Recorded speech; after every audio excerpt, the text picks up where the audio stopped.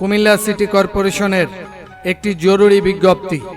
Dengue ও মশাবাহিত রোগ প্রতিরোধ কল্পে কুমিল্লা সিটি কর্পোরেশনের একটি জরুরি বিজ্ঞপ্তি। ডেঙ্গু ও মশাবাহিত রোগ প্রতিরোধ কল্পে কুমিল্লা সিটি কর্পোরেশনের একটি জরুরি বিজ্ঞপ্তি। নিজ আঙিনা পরিষ্কার রাখি, সবাই মিলে সুস্থ থাকি।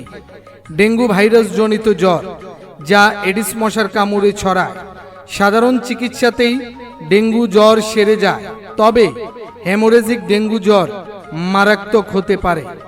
এডিস মশার বংশবৃদ্ধি রোধের মাধ্যমে ডেঙ্গু জ্বর প্রতিরোধ করা সম্ভব।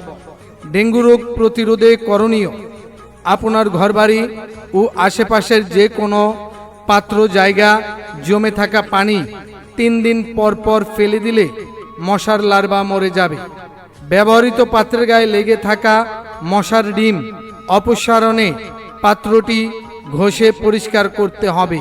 ফুলের টব, প্লাস্টিকের পাত্র, পরিত্যক্ত টায়ার, প্লাস্টিকের ড্রাম, মাটির পাত্র, বালতি, টিনের কৌটা, ডাবের খোসা, নারকেলের মালা, কন্টেইনার, মটকা, ব্যাটারির সেল, পলিথিন, চিপসের প্যাকেট ইত্যাদিতে জমে থাকা পানিতে এডিস মশা ডিম পারে।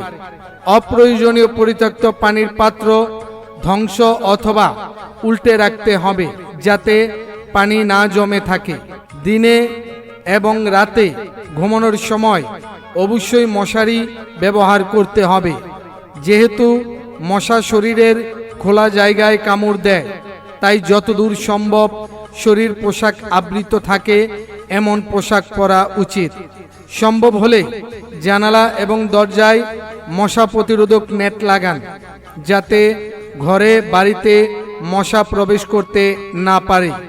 প্রয়োজনে শরীরের অনাবৃত অংশে মশা নিবারণ ক্রিম, লোশন ব্যবহার করা যেতে পারে মুখমণ্ডল ব্যতীত। বর্ষার সময় এই রোগের প্রকোপ বাড়তে পারে, তাই এ সময় অধিক সতর্ক থাকা প্রয়োজন। ডেঙ্গু সম্পর্কিত যে কোনো প্রয়োজনে নিকটস্থ স্বাস্থ্য কেন্দ্র, হাসপাতালে যোগাযোগ করুন। প্রচারে প্রশাসক, Comilla city corporation, Comilla. Hotline 01710 643 947।